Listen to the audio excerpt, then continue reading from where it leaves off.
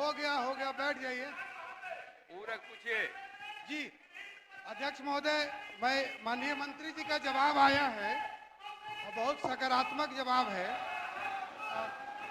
यह काम, लेकिन मेरा प्रश्न है कि अल्ट्रासाउंड मशीन, अभी जो आईजीएमएस में अल्ट्रासाउंड की जो सुविधा है वो क्या अभी एक ही शिफ्ट में है? तो 9 बजे से 4 बजे हो गया, बैठ जाइए क्या उसको 2 या 3 शिफ्ट में किया जा सकता है? प्रश्नोत्तर काल चलने दीजिए, बैठ जाइए। बढ़िया प्रश्न है, सुन आप तो लीजिए। अच्छे आदमी हैं, बैठ जाइए।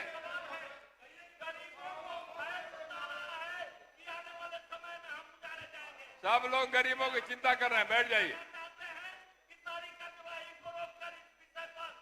बैठ जाइए। प्रश्नोत्तर काल के बाद इस पर चर्चा करेंगे, बैठिए। माननीय मंत्री महोदय, सुझाव बहुत बढ़िया है माननीय सदस्य का। मैं अस्पताल प्रबंधन से इस संदर्भ में चर्चा कर लूं। अध्यक्ष महोदय, एक और प्रश्न है पूरक। जी बस ये आईजीएमएस अस्पताल राज्य में इतनी सुविधा दे रहा है, राज्य के विभिन्न हिस्सों से लोग आते हैं, इलाज के लिए आते हैं। ये एक तो और आग्रह है कि जो 500 बेड का अस्पताल करीब करीब बन के तैयार है, वो भी माननीय मंत्री जी से आग्रह है कि कब तक शुरू करा देंगे। एक प्रश्न वो है। दूसरा है कि जैसे रिपोर्ट में भी बहुत समय लगता है, तो मरीज इमरजेंसी वाला मरीज है जिसका एमआरआई हो गया, सर में चोट लगा, एक्सीडेंटल मरीज आते हैं, तो ये रिपोर्ट लेने में भी 15 से 20 दिन, 10 दिन तो मिनिमम है। तो ये भी अगर समय से मिल जाए ताकि इलाज हो। माननीय सदस्य, आपका जो प्रश्न था जी मंत्री ने सकारात्मक जवाब दे दिया। जी सकारात्मक। पूरक पूछने का अवसर नहीं था आपके पास, लेकिन आप अलग से पूरक पूछ रहे हैं, तभी मंत्री जवाब दे सकते हैं। धन्यवाद सर। अच्छा किया माननीय सदस्य ने कि उनके प्रश्न के कारण सदन को और मीडिया के माध्यम से जनता को भी सुखद समाचार मिल जाएगा कि दिसंबर के महीने में आईजीआईएमएस में जो माननीय मुख्यमंत्री जी के निर्देश पे 500 बेड सैया के अस्पताल का और विस्तार हो रहा है, उसका दिसंबर के माह में हम उद्घाटन करने वाले हैं। बहुत धन्यवाद दे दिए श्री अमरेंद्र प्रताप सिंह।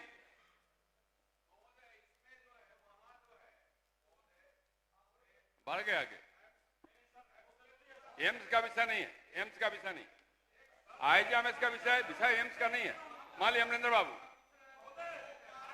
अलग से प्रश्न करते हैं ना, अलग से प्रश्न करते हैं। अमरेंद्र बाबू पूछिए, अमरेंद्र बाबू पूरक पूछिए। महोदय बैठ जाइए, बढ़ गया आगे, बैठ जाइए। महोदय उत्तर जो आया है वह बिल्कुल संतोषजनक नहीं। हाँ बोलिए। मेरे पूछने का मूल कारण यही है कि केंद्रीय प्रयोगशालाओं को बहुत कम नमूने जांच के लिए भेजे जाते हैं, और उसका कारण है महोदय कि हमारे पास जो लेबोरेटरी है जांच करने की, एक लेबोरेटरी है, वह भी बदहाल है, और एनएसयू ने अलर्ट जारी किया जो स्टैंडर्ड क्वालिटी पूरक। इसलिए महोदय हम ये प्रश्न मानक से संबंधित है। हम पूछना चाहते हैं कि क्या राज्य औषधि नियंत्रक के अनुसार कंपनियां खुद की क्वालिटी कंट्रोल विभाग लैब या आउटसोर्स लैब से क्वालिटी गुणवत्ता का जांच कराता है, उसी के रिपोर्ट पर दवाएं बाजार में बिक्री के लिए भेजी जाती हैं महोदय? माननीय मंत्री। माननीय सदस्य ने 48 दवाओं के संदर्भ में प्रश्न पूछा कि उसका अलर्ट जारी किया गया। मैंने जवाब में स्पष्ट रूप से कहा है कि सहायक औषधि नियंत्रकों से प्राप्त प्रतिवेदन के अनुसार उक्त अलर्ट से संबंधित 48 दवाओं में अंकित बैच की दवा अभी तक राज्य में कहीं नहीं पाया गया है। तो जिस संदर्भ में माननीय सदस्य की चिंता है, उस बैच की दवाइयां बाजार में कहीं नहीं हैं। दूसरा, माननीय सदस्य ने पूछा कि जो दवाइयां आपूर्ति की जाती हैं उनके मानकों की जांच के लिए क्या प्रयोगशाला में जांच करने के बाद उसे उपलब्ध कराया जाता है, जो पूरक प्रश्न था।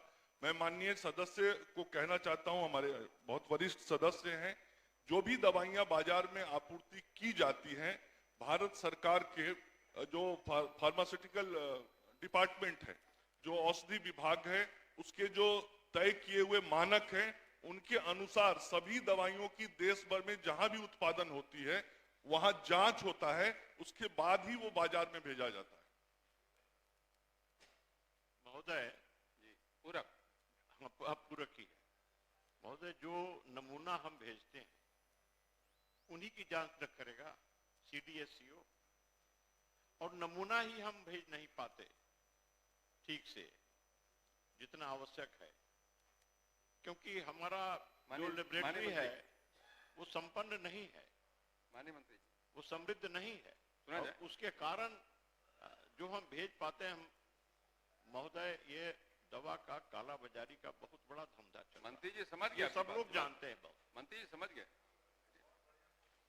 नहीं महोदय, माननीय सदस्य का जो प्रश्न है, मैं फिर से कहना चाहता हूं कि जो भी दवाइयां बाजार में उपलब्ध कराई जाती है, दवा निर्माता कंपनी चाहे देश के किसी भी कोने में होता है, जिस भी राज्य में वहां दवा का निर्माण होता है, वहां उसकी मानक की जांच होने के बाद ही वो बाजार में जाता है। इसीलिए हर बैच की जो दवा निकलती है तो बैच नंबर इसीलिए लिखा जाता है, जिसकी जांच होती है उसका बैच लिखा जाता है, ताकि ये पता लगे कि उस बैच की दवाइयां बाजार में उपलब्ध हैं तो वो अब जो मानक है उसके अनुरूप ही है।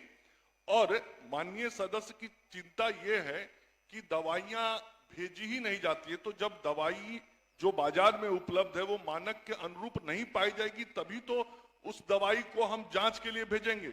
सभी दवाइयों को तो जांच के लिए नहीं भेजेंगे। जिस दवाई के संदर्भ में शिकायत आएगी, या कभी कभी किसी बैच के संदर्भ में शिकायत आता है कि इस बैच की दवाई बाजार में जो उपलब्ध है उसकी जांच कराई जानी चाहिए, तो उसकी जांच कराई जाती है। और यही काम होता है हमारे ड्रग इंस्पेक्टर्स का कि वो वैसे बैच की दवाइयों को बाजार से लाता है, लेबोरेटरी में जांच कराता है, और उसके लिए हमारे बिहार में भी लेबोरेटरी है जहां इसकी जांच कराई जाती है। हो गया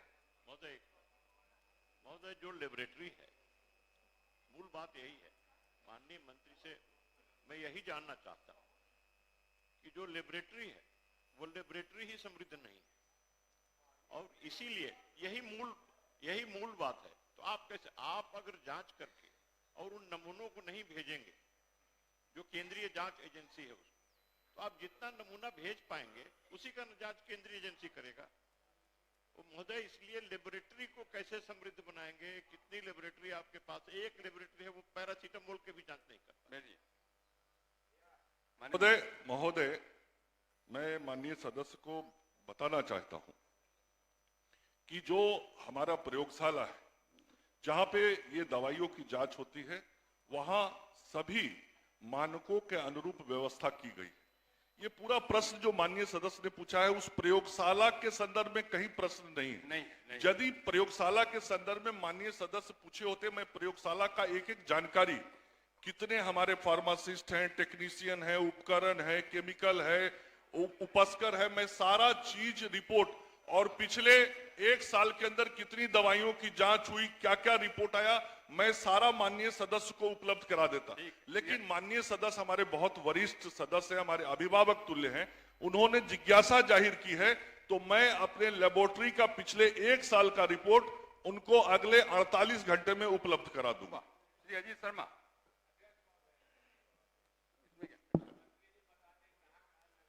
अब बैठिए, ये विषय नहीं है, ये विषय नहीं है, ये आ गया उनके पूरक में, अलग बात है, बैठिए, अलग से करिएगा। अजीत शर्मा। अध्यक्ष महोदय, उत्तर प्राप्त है।